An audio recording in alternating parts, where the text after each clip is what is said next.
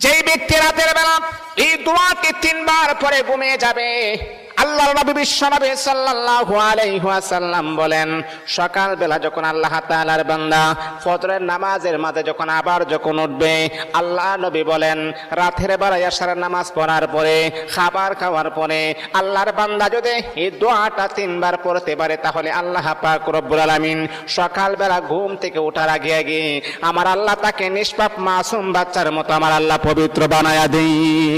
দোয়াটা সবাই আমরা জানি, আমরা সবাই কিন্তু দোয়াটা জানি, কিন্তু আমরা আমল করি না। দোয়াটা হলো আস্তাগফিরুল্লাহাল্লাযী লা ইলাহা ইল্লা হুয়াল হাইয়ুল কাইয়্যুম ওয়া আতুবু ইলাইহি লা হাওলা ওয়ালা কুওয়াতা ইল্লা বিল্লাহিল আলিয়্যিল আযীম।